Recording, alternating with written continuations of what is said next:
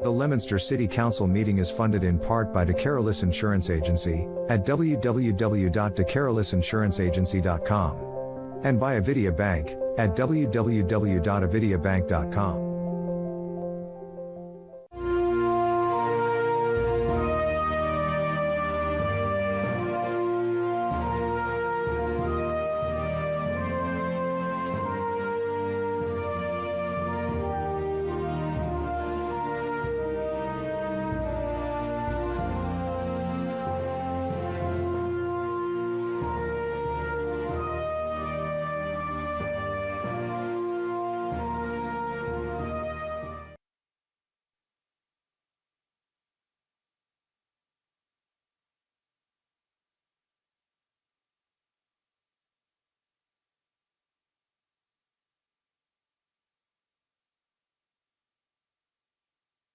Ten, if the Chairwoman of Legal Affairs wants to be in the hearing on 15-26. Absolutely.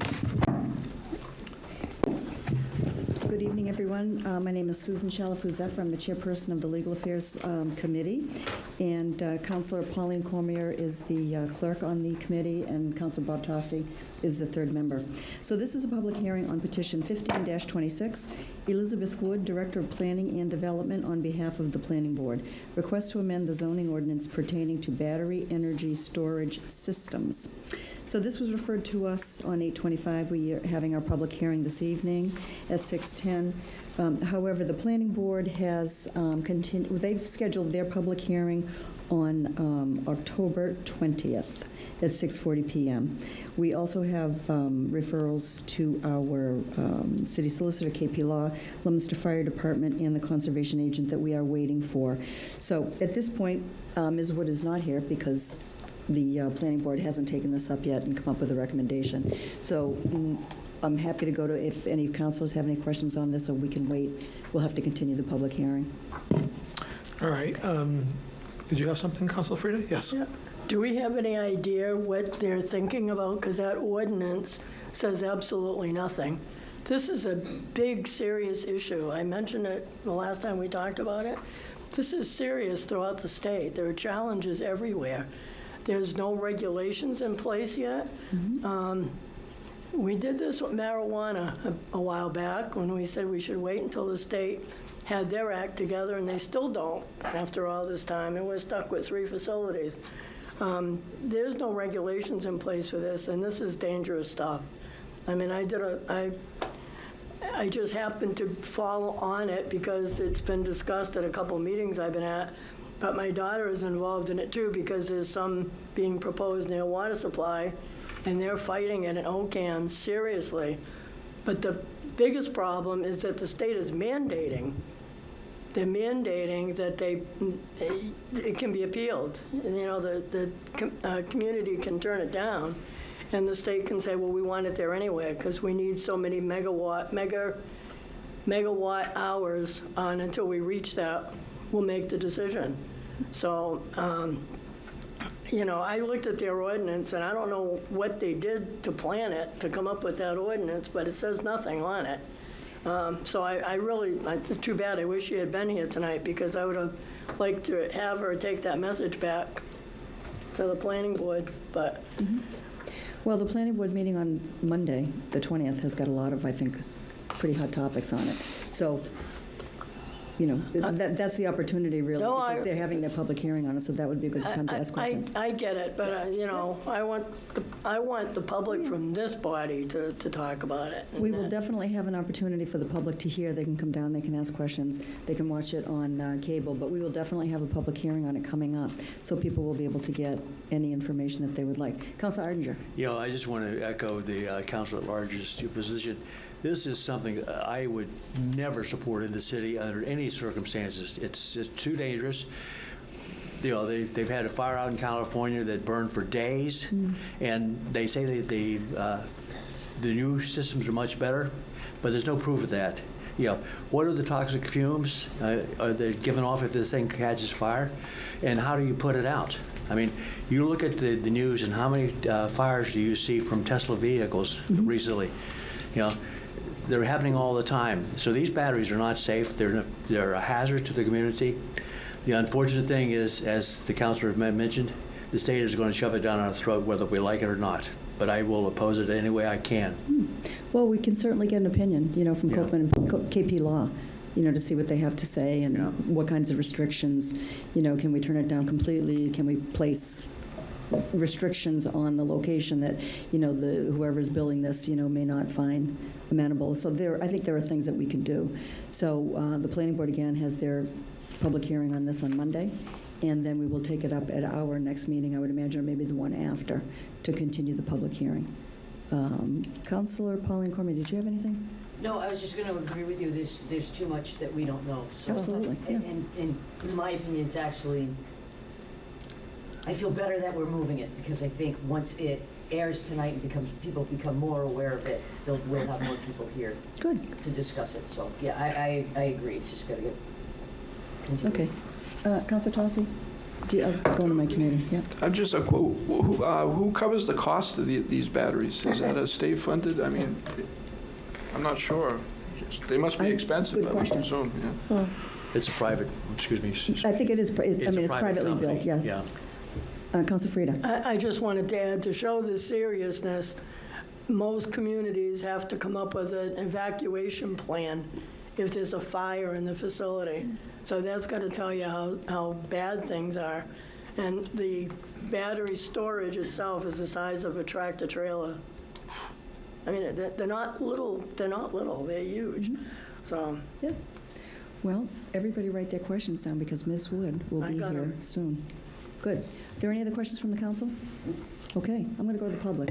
Is there anybody in the public who would like to ask questions or weigh in on petition 15-26 about battery storage? For a second time, is there anybody who'd like to ask questions or weigh in? Okay, sir, would you come to this podium? I'm sorry, That's right. podium, and if you would give your name and address, please, for the record.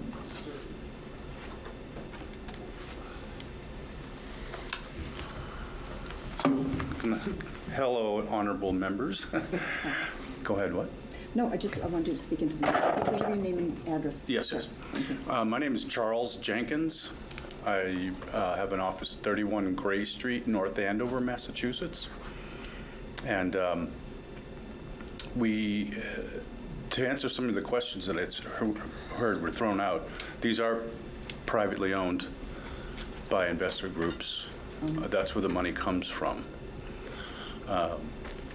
And I think that would be prudent to move forward based on the concerns that people have brought up already, is that we would, and this is what we've been doing throughout this state, throughout the country really, is that we provide some very in-depth studies on fire, what the off gas might be, how things are contained.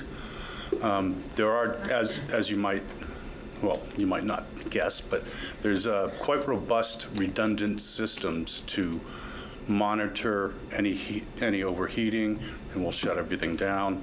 And then there's all sorts of remediation, fire suppression. And so these are a series of mechanisms that trigger shutdowns if there seems to be a problem. Okay, good. Mr. Jenkins, who do you represent?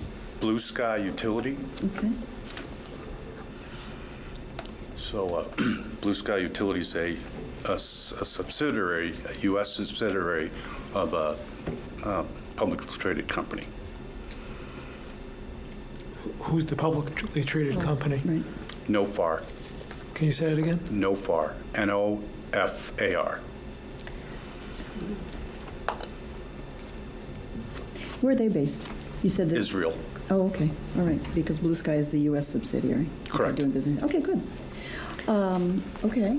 Well, so the process for us is the planning board will have a public hearing on this on Monday, the 20th. Correct. And then we will reschedule, we will continue our public hearing, so you may want to come back to our public hearing when, we'll schedule that later in the meeting, I'm not sure exactly when that will be.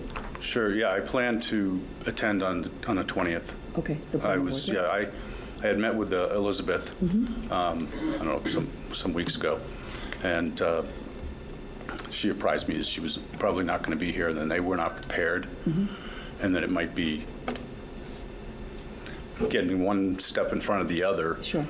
But I felt, might as well go and have a talk with you folks, share whatever I can, and then we can all reconvene after she has a chance to take a look. Now, what I was expecting really was I have a brief letter I could read, just to give you folks some insights onto what the batteries mean, what they do, and that kind of thing. If that's something you want me to do, it won't take long. It's one page. Okay, sure. And then I have another letter that's a little more lengthy that was written by an attorney representing some of the property owners. We can take that and we can make copies for everybody here. You wanna So do we can that? submit that as part of the public record, sure. I will do that. I'll leave both of these with you. Good, thank To you. make copies and distribute to everyone. Okay. Gotta get my glasses on. It's that time, I'm that old now. I tried to deny it for a while, but you can't. You can't? Problem is I can't walk or drive with these on, so I gotta constantly be going on and off. So we're aware that the planning board is considering a proposed zoning amendment, current draft dated July 21st, 2020, to add battery storage systems to the general regulations. I'm writing off on behalf of 5 or more landowners, actually, at this point, that are interested in they're in commercial, mixed-use, and industrial zones to formally request an amendment to these proposed zoning ordinances of Leominster to include battery energy storage. As permitted as SPA or SPAA, special use, permit use within 3 zoning districts. These property owners are interested in leasing ground space to our company to support the development of battery storage facilities. That will contribute both to the city's and the region's energy resilience and sustainability. So the purpose for these batteries, and it sounds like you've done quite a bit of research, I have a lot more too. is, but generally most people don't know. They haven't really, do not have a great deal of awareness on what these are for. Essentially, when we had those really hot days and everybody goes home and throws their air conditioner on, it puts a load on the system. And traditionally, what would happen if they were close to a brownout or a blackout or something, they would call upon diesel generators to start up. Obviously, fossil fuel is, contradictory to what we're hoping to achieve with renewable, sustainable energies. So what this does is gather during the day excess that comes off different sources in the grid, stores it in the battery, and then when you have a peak demand response necessary, instead of starting a fossil fuel generator, you pull back off the battery and into the grid. It has a stabilizing quality to the infrastructure. And I just explained that to you. And so the zoning and ordinance would allow Leominster to proactively support clean energy development while maintaining control over siting and safety standards. Because we are very attuned to the fact, to your point, you don't want to put it next to a water supply necessarily. You don't want to put it next to residential spaces, near housing and so forth. You have to have buffer zones for all that kind of thing. So we don't even look at sites unless it meets a pretty stringent criterion on safety for public safety. Okay. So those are things we're hoping to see with the ordinance a little clearer. We've read the ordinance. Frankly, I agree with you. It's Says nothing. vague at best.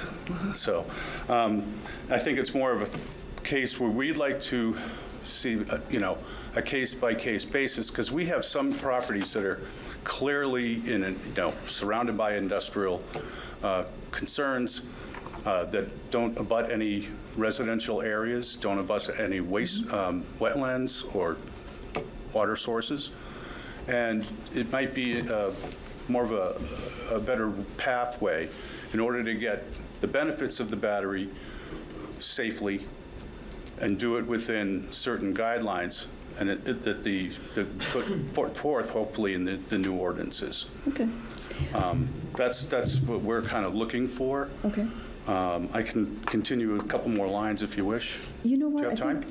I think it would be more helpful to, when Ms. Wood comes back and we have a public hearing on this and we have all of the details, So- I think it would be helpful to hear more then. Right. Because right now, we're kind of hearing this without any context, if that makes sense. Right. So what I will also do is we'll give you both the letters. Perfect, yeah. And you can distribute those, and everybody can take their time sort of digesting that a little bit. Absolutely, yep. And that may help you make your whatever recommendations you feel are appropriate to Ms. Wood. Yeah, absolutely. And that's, go ahead. Yeah. Councilor May I Nosworthy. Yeah, ask? of course. Thank you so much. The two questions I have, you may not have the answers to, but maybe in preparation I'll for try. next time. I was on the State Fire Board and had to share some of the concerns that have already been spoken to. My question is, or if you can do some research on, will our firefighters require any specialized training in response to this? And if so, who pays for that? And then my other question is, God forbid something does happen, as was already mentioned, and there's a response, who pays for that? Does it fall on the city, or does it fall on the individuals who are proposing this?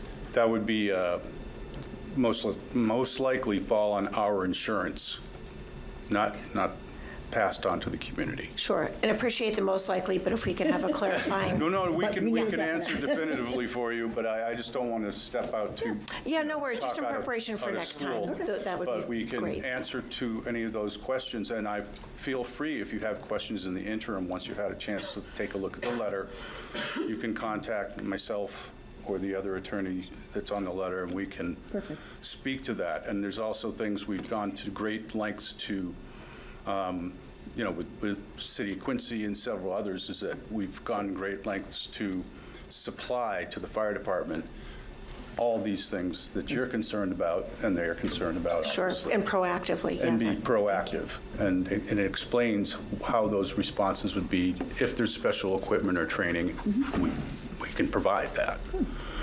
So, again, I'll leave you go ahead. Councilor Frida. Are you looking to talk, are you speaking with Elizabeth because you have a site in mind?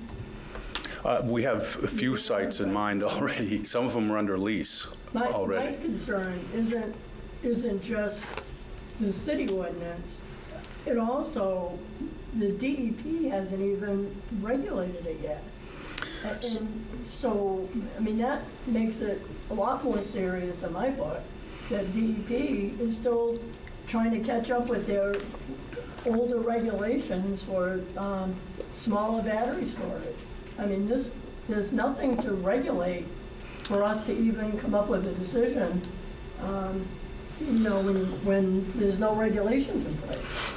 Sure. So we can try to speak to that as well and see what actions are in play right now and report back to that. And I'm thinking to get in touch with the state fire marshal and have them weigh in on the materials that we've assembled for the local fire chiefs, just to see if we can get some kind of overarching consensus on the general fire safety questions. So we're trying to be very thorough, and from our standpoint, as I said, we're very acutely aware of what's a good site. You don't want to put it in a place where you're going to put anybody in harm or harm the water supply or wetlands or anything of that nature. So I think if we'd speak with Ms. Wood about that on Monday, and see if we can all find some kind of middle ground to get the benefits in a safe manner. All right. Anybody else have any questions? No. Anybody All else? right. Thank you. Thank you very much. Who do I give these letters to? You can hand them right to Mr. Tossi. I will transfer them over. All right, thank you. Thank you. All right. Well, I appreciate your time and your questions. They were good ones. Give me some more work to do. Thank you very much. All right, thank you very much. Thank you. All right, have a good evening. Bye-bye. Is there anybody else who in the, certainly, yeah, do you want to come up? Yeah, no, I'm okay. We can copy it and circulate them. So I think Charles just gave you my letter. How are you? I just did. You did, thank you.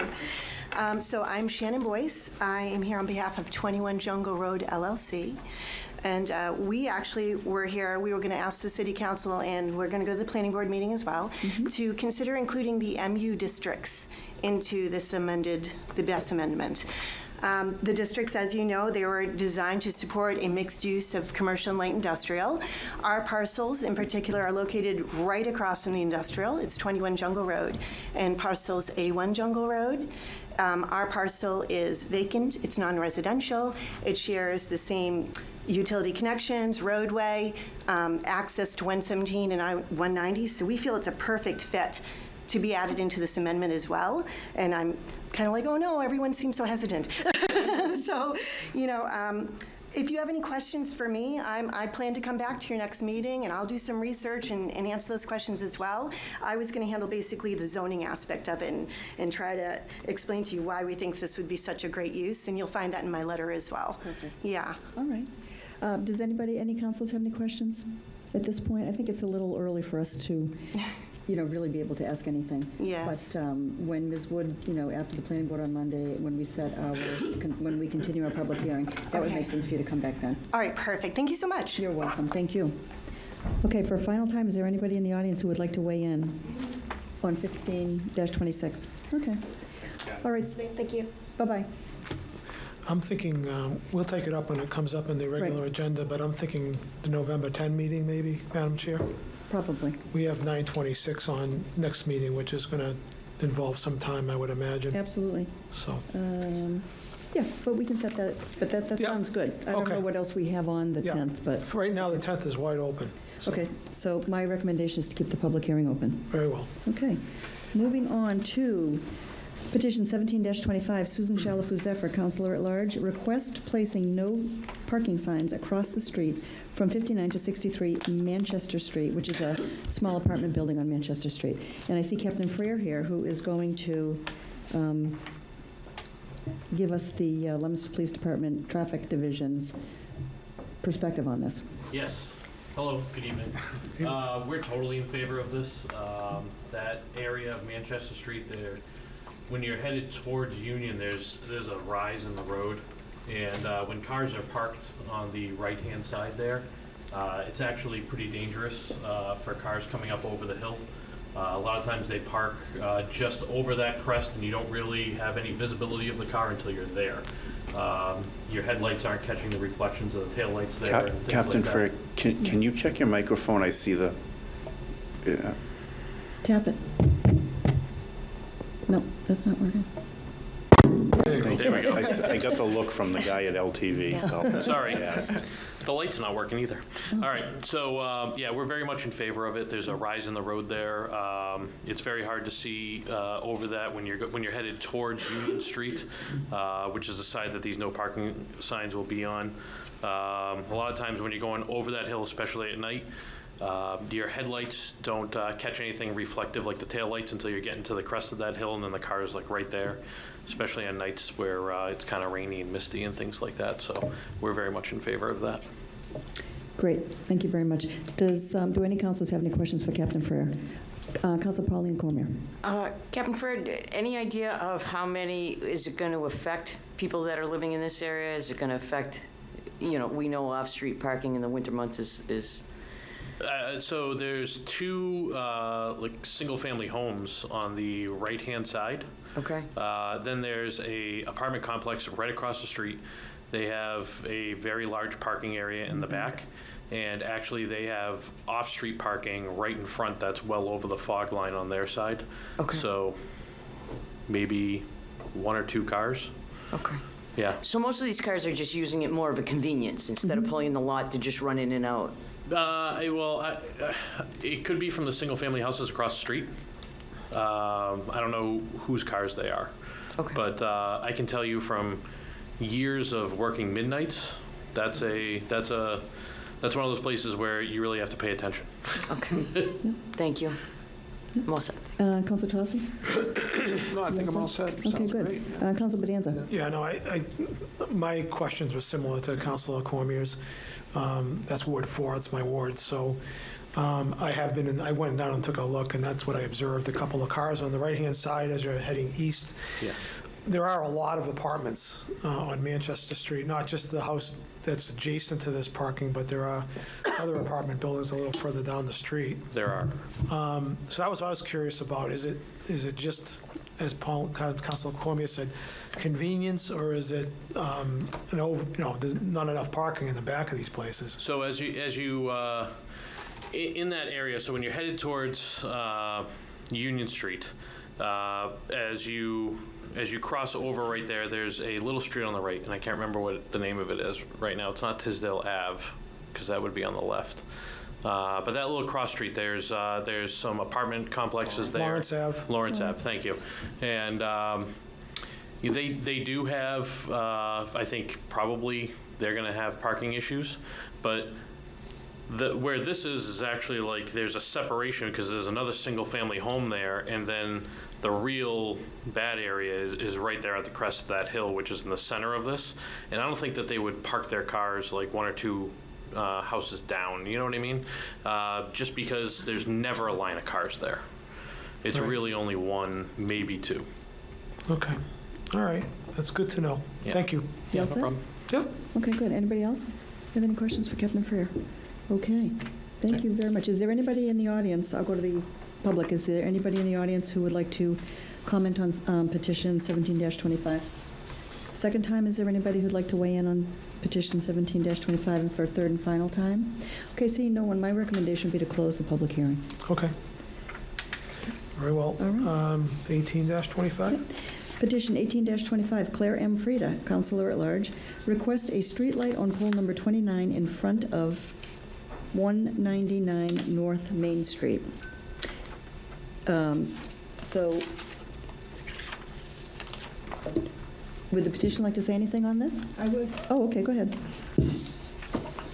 This actually is a, with all the construction that took place for the hospital area, that's where all of this is. Poles were moved, and when the poles were moved, the pole that's number 29 in front of 199 North Main, and you will speak to it shortly.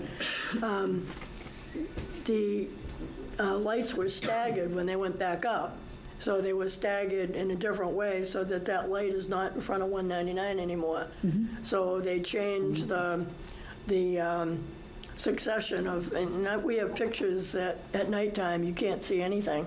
It's pitch black in that whole area.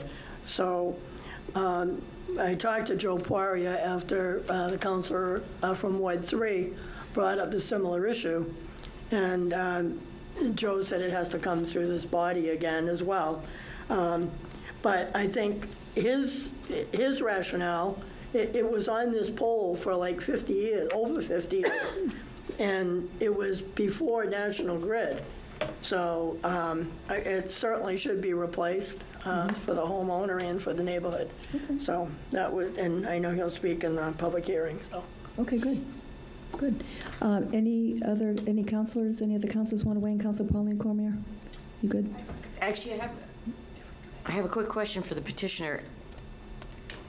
The location of this, is it on North Main? Will it shed any light? Because I have constituents who call because the rail trail running behind there, and there's one particular section that's completely dark. And I don't know the exact address, but I'm wondering if that's going to have some ambient This light. isn't far. He has the rail trail behind his house, so Okay. it's probably possible that it'll shed some light there. Some ambient lighting, so to help take care of that as well. Okay, thank you. Yep, That was you're just welcome. the only question. I'm going to go to my committee. Councilor Noseworthy? Do you have any questions? Or I don't have any questions. I mean, I think as the at-large counselor said, if that's how it was for many years, it just makes sense to put it back. And I think anything we can do to improve the lighting and improve safety is always a good decision. Okay. Councilor Fried, anything else? No, I'm You're good. good, okay. Any other counselors have any questions? Anybody in the audience would like to speak on this petition, petition 18-25? Good evening, councilors. John DeChico, 193 North Main Street in Leominster. I made this request to have this light put back. As Councilor Frida alluded to, this light is next door to me, right? And it's one of our family's properties at 199. I've been alive 66 years, living in Leominster as a resident, and best of my memory, not going back 66 years, but certainly in my formative years, that light has always been there, the street lamp I'm speaking of. And when the construction took place, now 4.5 years ago, the beginning of the construction on Route 12, major project, National Grid had to update all the poles on that side of the street to accommodate the new lines that had to go through, upgrading, of course, of all the electrical lines. They're much heavier now, so they've put in much beefier poles. And then, for some unknown reason, somebody made a decision that that light needed to be moved one pole beyond 199, just to the other side, actually, of it, still on our property area. And what it did is it created this black hole, literally, because the nearest light to that property, and this property we're speaking of, 199, is right before, is the last home before you get to Washington Square, that major intersection. And the only other street light from that point backwards is at the right as you crest the corner of Pre Street onto North Main. So again, the sequence has been thrown off. I had this discussion 2 years ago with Mr. Poria, and at the time he did some research. He called a friend of his at National Grid and said, you know, why the change? And their comment was, well, that light was illegal. It was never supposed to be there. Well, of course, it was put there by Massachusetts Electric at the time, and their name is still on the pole, actually. How they left that street lamp there for 60-plus years, which was illegal, I have no idea, but they did. So for some unknown reason, again, they decided to move it. And he also said that, well, now if they put a light back there, it would throw the sequencing off, because as you drive down any street in Leominster, and Fitchburg for that matter as well, you'll notice that the lights are every other pole. That's the way they stagger them. And he said, you know, this would create 3 in a row. And I said, well, you know, that's all well and good, but the thing is, so I did a little quick research, and I went around the corner on Grove Avenue, a side street in Leominster, and lo and behold, if you go between the address of 158 Grove Avenue and the corner of Richardson Street, there are 5 street lights in a row on poles. So there goes the issue about, you know, we're going every other pole, or we're going 3 in a row, and we're breaking tradition, whatever the case may be. But the most important thing here is that it truly is blacked out in this area. As a matter of fact, I did send some pictures to Council Frieder, and you can clearly see in the pictures that at nighttime, unless there's a car coming down the street coming from downtown, essentially, or coming, you know, going towards the hospital, that whole area is dark. And the only homes you can see across the street from my house is if they have their lights on. And the only reason in those pictures, if she shares them with you later, you would see that when we took the picture, we literally took the picture right in front of 199 where this pole is, and you can see a shadow image there on the sidewalk, and that's only because we happen to have security lights in the front of our house that illuminate somewhat in that area. But again, the city should not be depending on public safety being driven by individuals having, you know, lights on their homes. And who's to say that in the future those lights won't be present? So this is an extremely busy intersection, as you all well know. I mean, we're talking about the hospital. Just the ambulance calls alone have gone through the roof since Neshoba Hospital closed. So, you know, all day and night, it's nonstop. So from an emergency vehicle standpoint, and ironically, the state in their infinite wisdom, even though we have a rail trail right in back of our property, decided that they should start a bike lane right in front of my house on Route 12, which is beyond my comprehension, but they decided to do that, and now that's in the dark. So, I mean, the sidewalks are in the dark, the street itself is in the dark, and a bike lane is in the dark. It just does not make any sense from a public safety standpoint standpoint. And of course, when we have events like football games or any event at Doyle Field, there's a whole lot of pedestrians using that sidewalk late at night. So they're walking in the dark, and that shouldn't be. To your issue about the rail trail, I mean, you know, when the state put the rail trail in, people asked the question, are you going to light the rail trail at night? And they said, no, we don't light any rail trails at night because we don't want to give public the perception that it's safe to go on those rail trails in the evening. So if we're not going to, certainly don't want to encourage people to be on a rail trail in the dark, I don't think we want people on our public, you know, access ways in the dark as well. Very dangerous situation that's developed. And it's all because somebody made a decision who obviously does not live in Leominster or has, you know, they're pushing things around and making dots on a map and decided in their infinite wisdom we need to move this light one more pole down. And like I say, have created a really serious public safety issue. So I would just, you know, encourage you to seriously look at the situation. I don't think it's going to, you know, break the bank for the city to put a street lamp back there in the good faith of public safety. I think it's the right thing to do. So I want to thank you for your consideration of this. And by the way, this, like I said, this started over 2 years ago. Unfortunately, due to Peter Angelini, our former ward councilor's untimely passing, he was working on this very petition for me on my behalf, so he was well aware of what was going on, but as I say, unfortunately, his passing, you know, put things on the side burner. So, again, thank you very much for your consideration. Thank you, Mr. DeChico. Is there anybody else in the audience who would like to speak on petition 18-25? For a second time, anybody want to speak from the public on 1825 for a third and final time? Seeing no one, my recommendation would be to close the public hearing. Very well.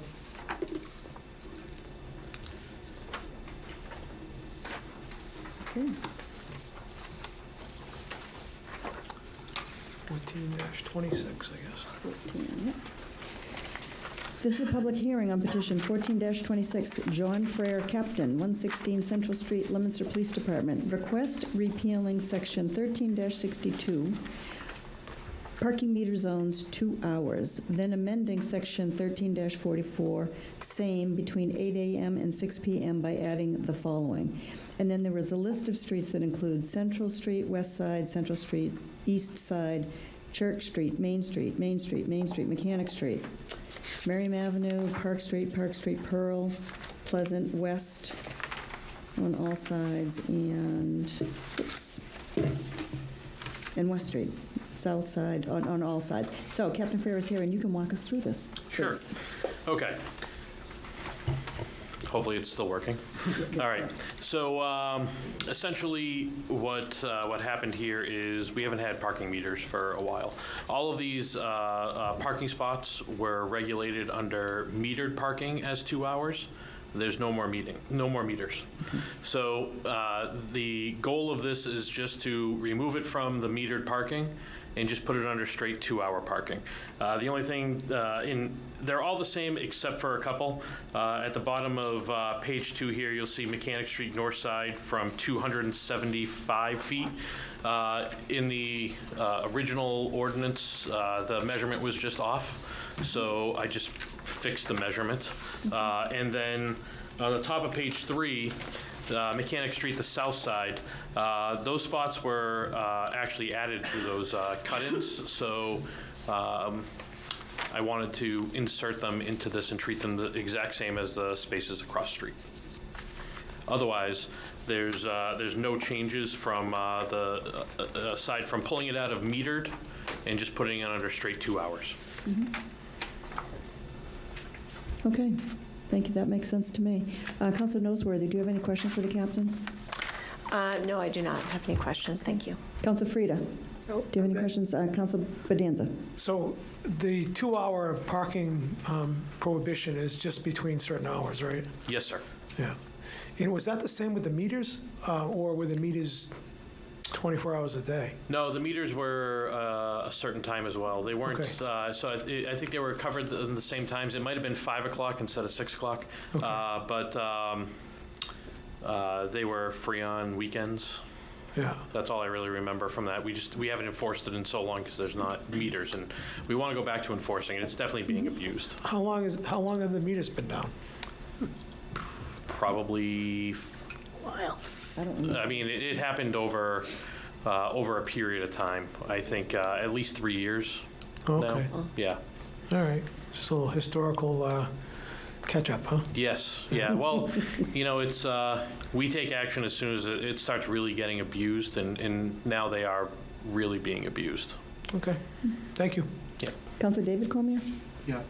Thank you very much. So basically then, at this point, we're not deciding if we want meters or not. No. They're already gone. This is just housekeeping at this Right. point. This is. I mean, we're not being asked, do you want to keep the meters or you want to go to 2-hour parking? We're basically being told, do some housekeeping with the ordinance is how I, put it in there as a request. yeah. But yeah, it's a housekeeping issue, just so we can start enforcing it. We have been doing a lot of warnings down there in the past probably 6-9 months. We've been doing a lot of warnings, going in public education at the businesses and the residents as well. And, I mean, it's been going on for a while, right, It- as you said, so we have the manpower. I mean, because, we've asked for other things in the past, and we're told we don't have the manpower to enforce, handicap parking spots and all these things, so we have the manpower to enforce all this? So, yeah, given the, Because we don't have a meter person anymore either, if there's no more meters, right? well, we don't. Right. We, as of right now, there's not. But that person was never out of the police department. They were always at a city hall. So yes, I think that the amount of attention that's being paid to parking in the past few years has dramatically risen, along with everything else when it comes to traffic. We put in, when we did the bid for cars this year, we went back to something that worked probably 10, 12 years ago that for some reason we got away from, which was having more uniformed traffic cars who are directly assigned to traffic and doing directed patrols and parking complaints and handling accidents and things like that. They've been pretty successful. We brought back the walking beats, and we're utilizing some options that we have in union contracts to the best of our ability to focus in on traffic and parking now. So it's been coming together pretty well. I think we've been doing more in these areas than we have in years past. Thank you. And we're almost up to full staffing again, which is great. That's really important, especially with the Newsnack Brook work that's being done downtown. I mean, managing 2-hour parking, for all of the businesses down there is going to be critical It is, because yeah. of these parking lots being Right. closed. No, I totally agree. We want to do as much as we can for all the businesses downtown. Okay, anybody else? Councilor Arndinger, sorry. My question is along the same lines as Councilor Cormier's about the enforcement, but you mentioned the walking beats. I wasn't aware of that. Are they primarily downtown? Yes. Yep. Okay, so they would be the enforcement. Yes. Okay. They're primary enforcement. Yeah. So we have one that was 11A to 7P. He actually left. He left the department and transferred. Unfortunately, it wasn't because of us. It was a family thing. He needed to be closer to family. So that's going to get refilled. And then we have a 3 to 11 walking beat as well. Okay. Yeah. Thank you very much. Good. Anybody else have any questions, councilors? Okay, I'll go to the public. Is there anybody in the public who would like to weigh in? Okay, you can step right up, sir. Hi, Bill Brady. I'm going to use 37 Mechanic for this one. Absolutely. You want the meters back? Is that it? No, what I want to do is relate a story. That's exactly what happened. We had a gentleman that lives nearby parked right across the street from my restaurant and left it there for 10 to 12 days, or 24 hours. There was nothing the police could do. There was no enforcement. So this, we would appreciate downtown, especially with losing the Manning Ave. Thank you. You're welcome. Is there anybody else in the public who would like to weigh in on 14-26? For a third and final time, is there anybody who would like to comment on 14-26? No. Okay, all right. In that case, my recommendation would be to close the public hearing. Very well. And we have one more. We do. And 7 minutes left before we have to start. We're good. Okay, so this is a public hearing on petition 3-26. Glenn Eaton, Executive Director, Montechusett Regional Planning Commission. Request to amend the zoning ordinance to replace Article 15, accessory apartments, with a new Article 15 that complies with recently passed state law and makes other changes to implement the new ordinance. So this was given further time. We had a public hearing on September 8th. We continued it until tonight. The Planning Board has actually scheduled their public hearing on this on November 3rd. They are asking for a legal opinion. I guess there are some questions about the city setbacks as they are laid out in the petition. So my recommendation at this point would be to continue the public hearing to sometime after 11/3, so probably the 10th. Okay. You want to solicit any? I will go to my committee. Council Pauline Cormier, do you have any questions or comments on this? I agree. Okay. Council Tossi? I agree. You all set? Anybody else on the council have any questions or comments? No? Okay, I'll go to the public briefly. If anybody wants to weigh in on this petition 3-26, this is about accessory dwelling units. For a second time, is there anybody who'd like to weigh in? And for a third and final time? Okay, so my recommendation would be to continue this. All right, very well. What timing? It's 6:55. The public forum is an opportunity for any member of the audience to speak on a matter specifically listed on the council agenda. Speakers will be asked to come to the microphone and state their formal name and address, along with identifying the specific item or items they wish to address. Each speaker is respectfully asked to keep their comments within a 2-minute time frame. The council will not be responding or answering any questions. However, at the discretion of the council president, clarification may be given. And I'm just waiting for the list, which is on its way.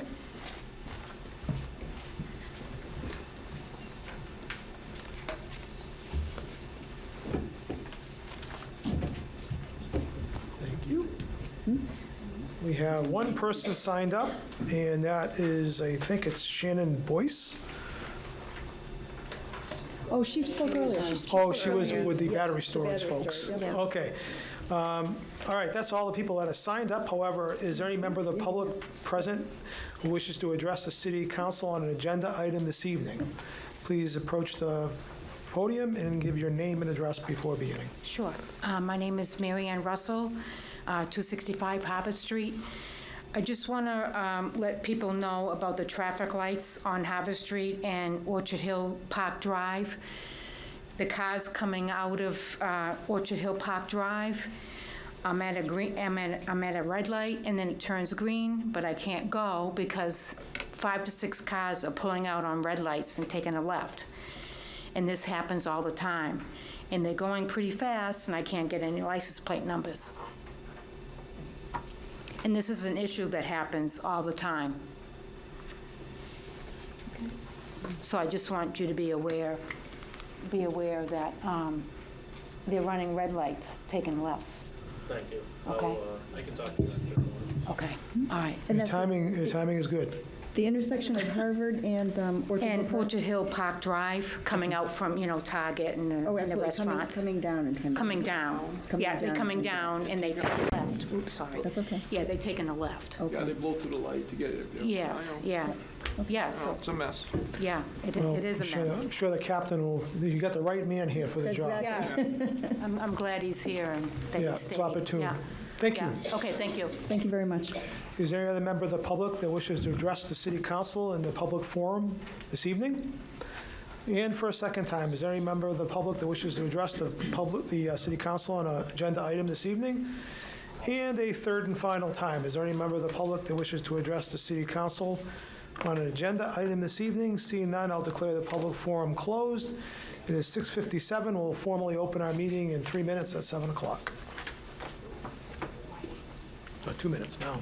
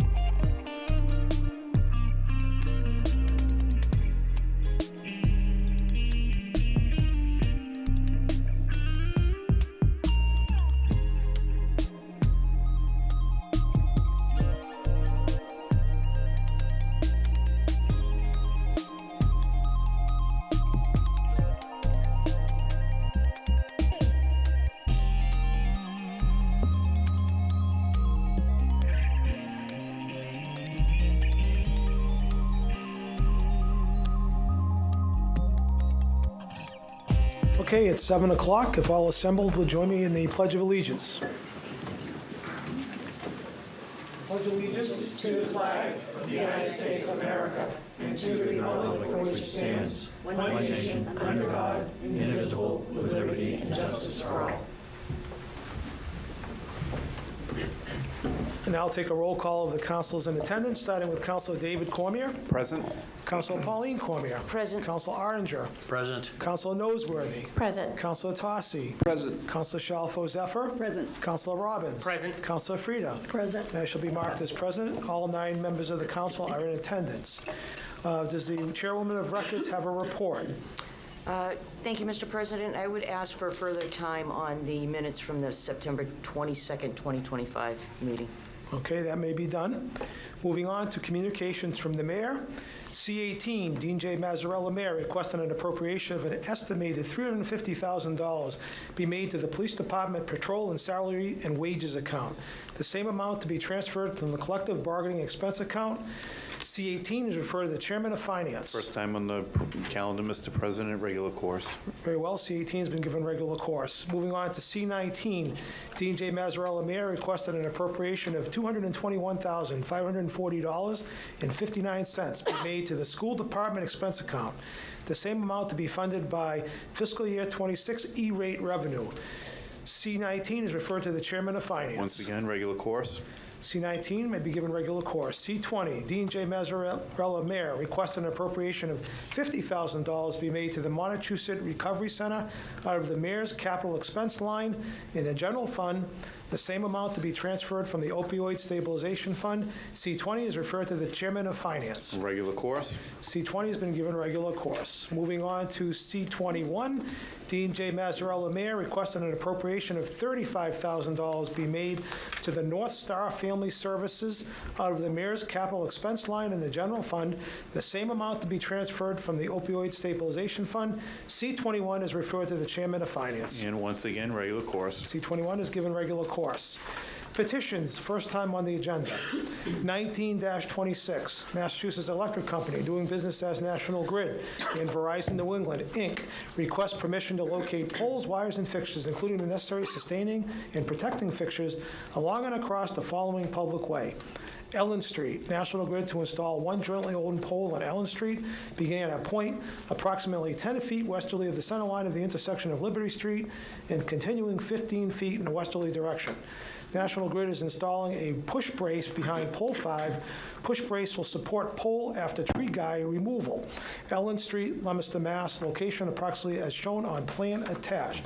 Wherefore it prays that after due notice and hearing as provided by law, it be granted a location for and permission to erect and maintain poles and wires together with such sustaining and protecting fixtures as it may find necessary, said poles to be erected substantially in accordance with the plan filed herewith, marked Ellen Street, Leominster, Massachusetts, number 3117259. Also for permission to lay and maintain underground laterals, cables, and wires in the above or intersecting public ways for the purpose of making connections with such poles in buildings as each of said petitioners may desire for distributing purposes. 19-26 is referred to public service. Regular course, Mr. President, with referrals to both the DPW and the Leominster Police Department. Very well. 19-26 has been given regular course with referrals to the DPW and the Police Department. We need a hearing. Oh, we need to set a public hearing. I'm going to suggest November 10. November 10. And why don't we do that one at, I think we're going to do battery storage that night. That may take some time. Let's start yours at 6:20. That's okay. Sure is. All right. Mr. President, I'll be recusing myself from, it involves my employer. Okay, thank you for the warning. We appreciate it. 20-26. This is the municipal election order sent to us by the city clerk. I'll read it.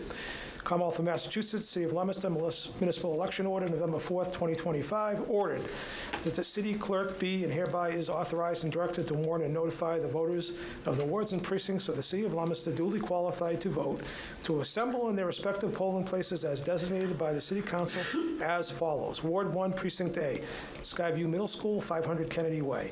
Ward 1, Precinct B, Skyview Middle School, 500 Kennedy Way. Ward 1, Precinct C, Skyview Middle School, 500 Kennedy Way. Ward 2, Precinct A, Francis Drake Elementary School, 95 Viscaloid Ave. Ward 2, Precinct B, Francis Drake Elementary School, 95 Viscaloid Avenue. Ward 2, Precinct C, Francis Drake Elementary School, 95 Viscaloid Avenue. Ward 3, Precinct A, Fraternal Order of the Eagles Hall, 456 Litchfield Street.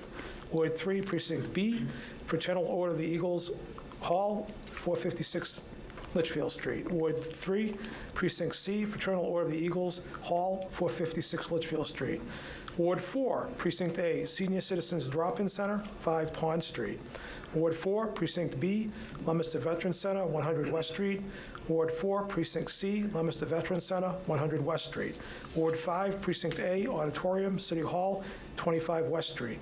Ward 5, Precinct B, Auditorium, City Hall, 25 West Street. Ward 5, Precinct C, First Baptist Church of Leominster, 23 West Street. On Tuesday, the 4th of November, 2025, then and there, for the purpose of casting their votes in the municipal election for candidates of the following offices: Mayor for this municipality, 4 councilors at large for this municipality, 1 councilor for each ward for this municipality, 3 school committee at-large members for this municipality, 1 school committee member for each ward for this municipality. All offices to have terms of 2 years, beginning on the first Monday of January 2026. And it is further ordered that the polls shall be open from 7 a.m. and closed at 8 p.m., and that notice shall be given by publication of this order in a conspicuous place in the office of the city clerk and by posting on the City of Leominster's website, per order of Leominster City Council, Elizabeth Doran, City Clerk, and that's giving regular course. Moving on to matters before... Mr. President, do we have to vote on suspension of the rules? Oh, you're right. Do I have a motion in order to suspend the rules to add this to the agenda? So moved. Do I have a second? Second. All in favor, please recognize usual way. Very well. So that'll be given regular course, and it will be on an agenda for the next meeting of October 27th. Matters before the City Council. Does the chairman have a financial report? Yes, Mr. President, we began the fiscal year on July 1st, 2025 with $24,130,697.77. We've earned interest in the amount of $131,623.30. And so far, we've, in pending C-17, we will have spent $1,502,000. And that will leave us with a balance of $22,760,321.07. The opioid stabilization fund, we began with a balance of $577,545.87. Pending the 2 appropriations that we have on here tonight, plus the others that we've already appropriated, we will have spent $248,144.11, and that will leave a balance of $329,401.76. And then the capital stabilization fund began with a balance of $4,593,191.62. We've made 1 appropriation out of there in the amount of $2,261,190, and that leaves us with a balance of $2,332,001.62. And that is the financial report. Any questions? Seeing none, we'll move on to finance. And C-17, is the chairman ready to report? Yes, Mr. President. C-17, Dean J. Mazzarella, Mayor, requested an appropriation of $5,000 be made to the Police Department equipment account, the same amount to be transferred from the stabilization fund. This is regarding the installation of a new security cameras to replace the current outdated cameras located downtown. We have a letter from Chief Malatis, dated 9/15 of 25. Mayor Mazzarella, our police department currently has several surplus security cameras that were not needed for the recent station build. I recommended that we repurpose these cameras to replace the outdated security equipment in our downtown area. Upgrading these cameras will significantly enhance our surveillance capabilities, improving public safety during community events, and supporting ongoing crime prevention and investigation efforts. The estimated cost for the installation is $3,990. Joe Poirier has offered to assist with the installation and has recommended an additional $1,000 to be allocated for incidental materials that may be required during the process. This project represents a cost-effective opportunity to slowly modernize our security infrastructure while maximizing the use of existing resources. Respectfully, Chief Malatis. That was my question today. And I spoke to Captain Frere. Chief Malatis was in training, what we are actually spending the money on. And what happens is we already have the, obviously we already have the equipment. Joe Poirier is doing the manpower, maybe some incidental materials, cabling, wiring, stuff of that nature. But what happens is when we are repurposing this equipment, they have to do some software work on it to support the transition for the different use. That's how all this new equipment works. It's all software driven. And so they need to change all the software, and they have a firm that does that. So that's basically what this money represents, and it would be my recommendation that we grant C-17, and I'll ask that you check with members of my committee. Councilor Pauline Cormier? I agree. Councilor Tosse? I agree. You've heard the unanimous recommendation of the Finance Committee to grant C-17. Is there any further discussion? Seeing none, all those in favor of granting C-17, please recognize in the usual manner. C-17 has been granted by a vote of 9-0. Does the chairman have an order? Yes, Mr. President, order that the sum of $5,000 be made to the Police Department equipment account, the same amount to be transferred from the stabilization fund. Move for the adoption of the order. You've heard the request to adopt the order. Is there any additional discussion? Seeing none, all those in favor of adopting the order, please indicate by saying yea. Yay. Anyone opposed? The order has been adopted by a vote of 9-0. We have nothing under Ways and Means. We'll move on to Legal Affairs. In 3-26, is the chairwoman ready to report? I am. 3-26, Glenn Eaton, Executive Director, Montechusett Regional Planning Commission, request to amend the zoning ordinance to replace Article 15, accessory apartments, with a new Article 15 that complies with recently passed state law and makes other changes to implement the new ordinance. We had a public hearing earlier this evening, and as I mentioned, the Planning Board has continued their public hearing to 11/3/2025 at 6:35 p.m. So my recommendation would be for further time, and we need to continue our public hearing. I'm going to suggest, if it's okay with you, November 24, mostly because 15-26, the battery storage item, is going to take some considerable time, I believe. And whereas the planning board's hearing is until November 3rd, there's no guarantee we're going to have a decision even by the 10th. I'm fine, that's fine. So if that's okay with you, I'm going to suggest 3-26, November 24th at 6:20 p.m., if that's okay. That works for me. All right. Any other discussion? All in favor, please recognize your little manner. All right. So 3-26, further time, and the public hearing continue to 11/24 at 6:20 p.m. Very well. Moving on to 9-26. 9-26, Susan Shalafu Zephyr, Brandon Robbins, Councilors at Large, Ward 1 Councilor Robert M. Tosse, and 10 registered voters. Request to amend the zoning ordinance pertaining to MU2 zoning. We had a public hearing at our last meeting on 9/22. We continued that public hearing to October 27th at 6:30 p.m. So my recommendation would be further time. Very well. And I'm sure that poll your committee members. Yeah, I think the clerk is Councilor Tosse. Pauline Cormier. No.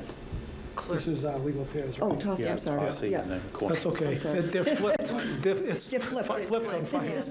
Councilor Tosse? I agree. Yeah, Councilor Pauline Cormier. I agree. All right, so unanimous recommendation of the Legal Affairs Committee is to grant 9-26 further time. Any additional discussion? Seeing none, all those in favor, please recognize usual manner. All right, that may be done. Moving on to 17-25. 17-25, Susan Shalafou Zephyr, Counselor at Large. Request to place no parking signs across the street from 59 through 63 Manchester Street apartment building. We had a public hearing earlier this evening. Captain Frere was here from the Leominster Police Department. He spoke in favor of this petition. He recognizes that where this is located, it's a trouble spot. It's a public safety question. So my recommendation would be to approve 17-25 and ask that you check with my committee. Councilor Tossi? I agree. And Councilor Pauline Cormier. I agree. You heard the unanimous recommendation of the Legal Affairs Committee to grant 17-25. Is there any additional discussion? I'm going to do this by roll call, starting with Councilor David Cormier. Yay. Councilor Pauline Cormier. Yay. Councilor Arndinger. Yay. Councilor Noseworthy. Yay. Councilor Tossi. Yay. Councilor Shalfo Zephyr. Yay. Councilor Robbins. Yay. Councilor Frida. Yay. I'll be recorded as yay. 17-25 is granted by a vote of 9-0. Moving on to 14-26. 14-26, Captain Frere, Captain, 116 Central Street, Leominster Police Department. Request repealing Section 13-62, parking meter zones, 2 hours. Then amending Section 13-44, same, between 8 a.m. and 6 p.m. by adding the following. So we heard from Captain Frere. I'll read through the list of streets. It really impacts downtown. So it's Central Street on the west side, Central Street on the east side, Church Street, east side, Depot Square, west side, Main Street, east and west sides, Main Street east side, Main Street west side, Mechanic Street north side, Mechanic Street south side, Merriam Avenue north side, Merriam Avenue south side, Park Street west side, Park Street east side, Pearl Street north and south sides, Pleasant Street north side, West Street north side, West Street north side, West Street south side, and other sections of West Street on the south side. So Captain Frere explained what this was doing. It's really housekeeping. We're changing the ordinance from all of these locations had in the past parking meters. They no longer have parking meters. So Captain Frere wants to change this so that the 2-hour parking can be enforced without parking meters there. So we heard from him. He highly recommended. My recommendation would be to grant 14-26. Very well. Councilor Tossi? I agree. And Councilor Pauline Cormier. I agree. I was going to suggest that maybe with poor Mr. Brady, they should have put a meter up for him and gone and ticketed the car. But anyway, any discussion? Okay. All in favor, please recognize your usual manner. Actually, this is an ordinance, so I'm going to do this by roll call. Councilor David Cormier? Yay. Councilor Pauline Cormier? Yay. Councilor Arndinger? Yay. Councilor Noseworthy? Yay. Councilor Tossi? Yay. Councilor Shalfo Zephyr? Yay. Councilor Robbins? Yay. Councilor Frida? Yay. I'll be recorded as yay. The passes, the 14-26 passes by a vote of 9-0. Moving on to 15-26. 15-26, Elizabeth Wood, Director of Planning and Development. On behalf of the Planning Board, request to amend the zoning ordinance pertaining to battery energy storage systems. We opened our public hearing earlier this evening and heard from one of the vendors' representatives, I guess. So at this point, we have, the Planning Board is having their public hearing on this on October 20th. We still have outstanding referrals from KP Law, the Leominster Fire Department, as well as the Conservation Commission. So my recommendation would be for further time and to schedule a public hearing. Councilor Tossi? I agree. Councilor Pauline Cormier? I agree. Okay, I'm going to suggest for the public hearing date on this one, 15, this is battery storage, right? Right. November 10th at 6:25 p.m. All in favor, please recognize usual manner.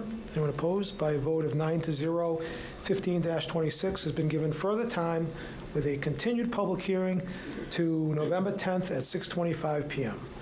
Moving on to 16-26. 16-26, I just want to check one thing.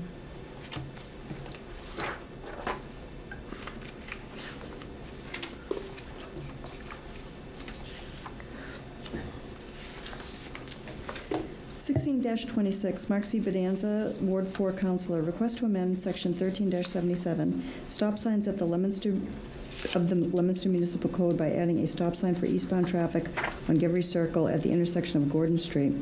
Now, this says we gave it regular course. We had a public hearing scheduled for 10/27. Right. So at this point, my recommendation is to give this further time, and the public hearing is scheduled for 10/27 at 6:50 PM.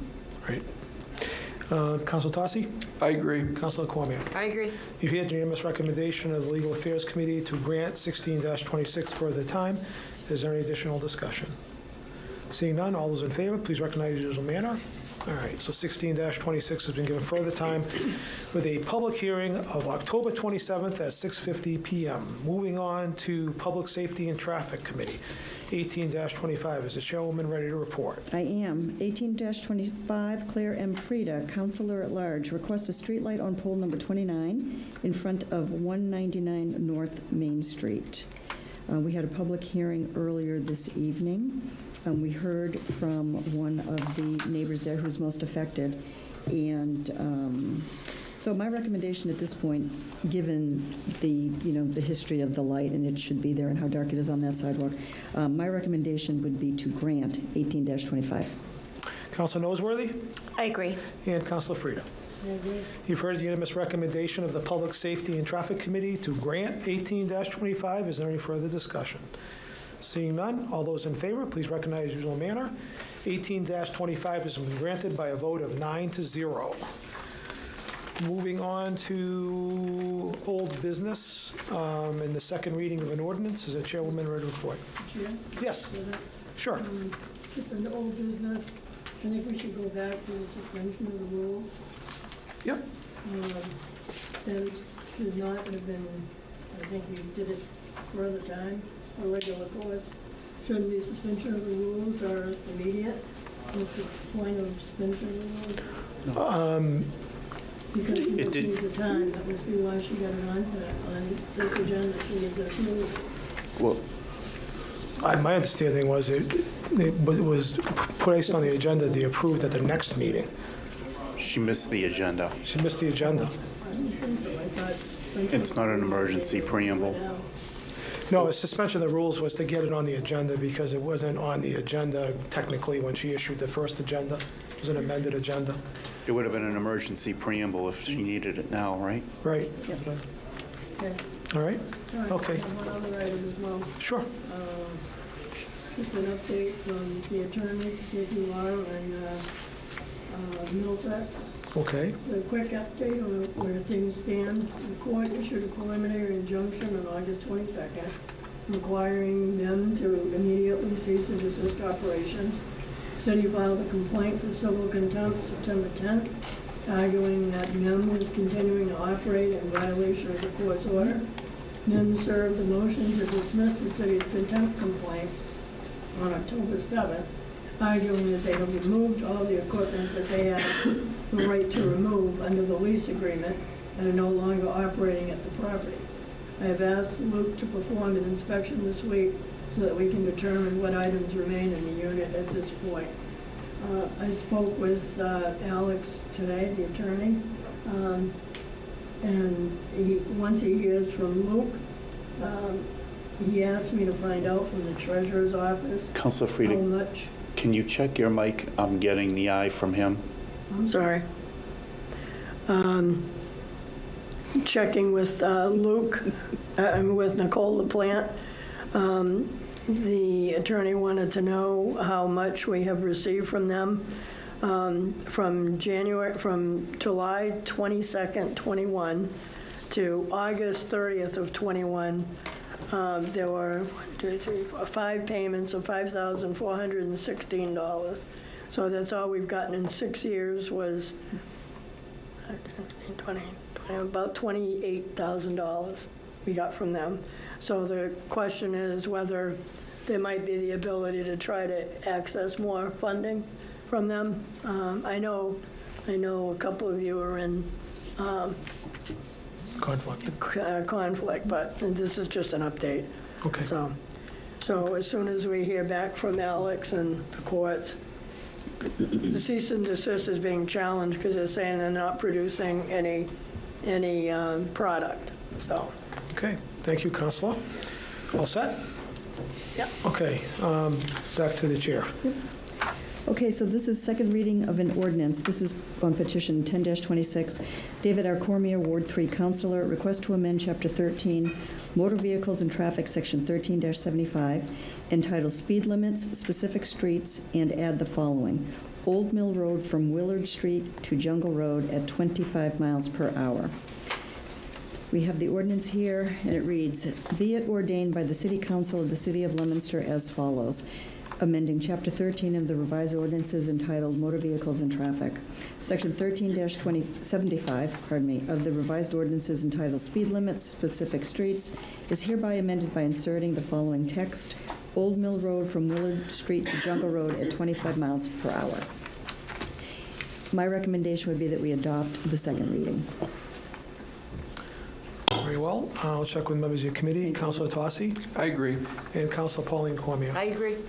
You heard the unanimous recommendation to grant the second reading of the ordinance. Is there any discussion? Seeing none, this will be by roll call. Councilor David Cormier. Yay. Councilor Pauline Cormier. Yay. Councilor Arndinger. Yay. Councilor Noseworthy. Yay. Councilor Tosi. Yay. Councilor Shalfo Zephyr. Yay. Councilor Robbins. Yay. Councilor Frida. Yay. And our spell recorded is yea. The second reading of the ordinance has been granted by a vote of 9-0. Moving on to 12-26. 12-26, John Frere, Captain, 116 Central Street, Leominster Police Department. Request to amend Section 13-88.3, right turn restriction by adding the following. No driver of a vehicle traveling northbound on Central Street at the intersection of Pleasant Street and Park Street shall make a right-hand turn onto Monument Square. And the ordinance reads, "Be it ordained by the City Council of the City of Leominster as follows, amending Chapter 13 of the revised ordinances entitled Motor Vehicles and Traffic. Section 13-88.3 of the revised ordinances entitled Right Turn Restriction is hereby amended by inserting the following text. No driver of a vehicle traveling northbound on Central Street at the intersection of Pleasant Street and Park Street shall make a right-hand turn onto Monument Square." My recommendation would be that we adopt the second reading. Very well. Councilor Tosi I agree. and Councilor Pauline Cormier. I agree. You've heard the unanimous recommendation of the Legal Affairs Committee to grant the second reading of an ordinance, 12-26. Any discussion? Seeing none, this will be by roll call. Councilor David Cormier. Yay. Councilor Pauline Cormier. Yay. Councilor Arndinger. Yay. Councilor Noseworthy. Yay. Councilor Tosi. Yay. Councilor Shalfo Zephyr. Yay. Councilor Robbins. Yay. Councilor Frida. Yay. That shall be recorded as yea. The second reading is adopted by a vote of 9-0. Moving on to 13-26. 13-26, John Frere, Captain, 116 Central Street, Leominster Police Department. Request to amend Section 13-88.2, right lane must turn right, by adding the following. Monument Square northbound onto Mechanic Street. And the ordinance reads as follows. Be it ordained by the City Council of the City of Leominster as follows. Amending Chapter 13 of the revised ordinances entitled Motor Vehicles and Traffic, Section 13-88.2 of the revised ordinances entitled Right Lane Must Turn Right is hereby amended by inserting the following text. Monument Square northbound onto Mechanic Street. My recommendation would be to adopt the second reading. Councilor Tosi I agree. and Councilor Pauline Cormier. I agree. You've heard the unanimous recommendation of the Legal Affairs Committee to grant the second reading of what was formerly 13-26. Is there any discussion?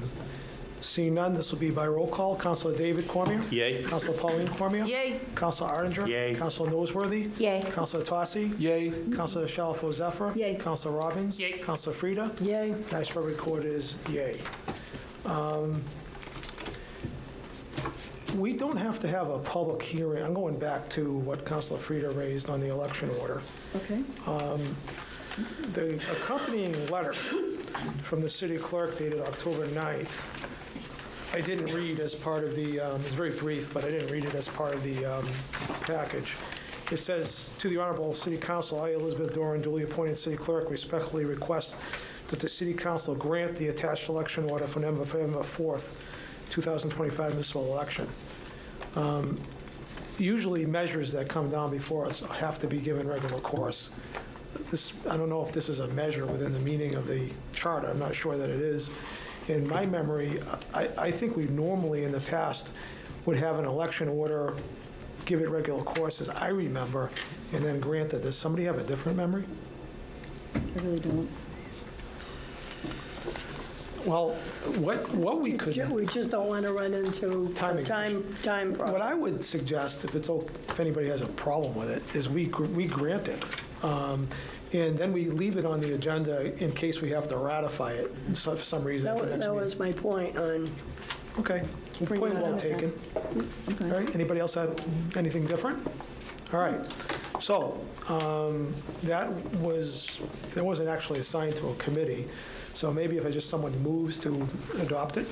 Councilor Shalfo-Zephyr, want a second? Councilor Robbins? Okay, by roll call, Councilor David Cormier? Yay. Councilor Pauline Cormier? Yay. Councilor Arndinger? Yay. Councilor Noseworthy? Yay. Councilor Councilor Tossi? Yay. Councilor Shalfo-Zephyr? Yay. Councilor Robbins? Yay. Councilor Frida? Yay. I'll be recorded as yay. So we've passed the election order. And if we'll leave it on the agenda and may talk to the city clerk and see what we need to do, if anything.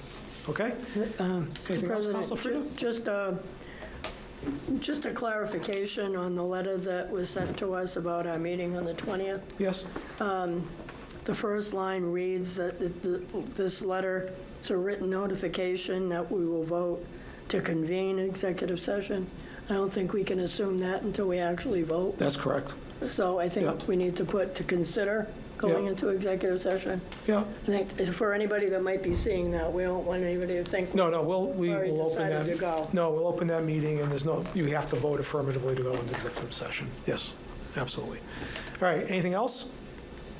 I'll entertain a motion to adjourn. Second? Hope by the host. All in favor? All right, thank you very much. The Leominster City Council meeting is funded in part by DeCarolis Insurance Agency at www.decarolisinsuranceagency.com and by Avidia Bank at www.avidiabank.com.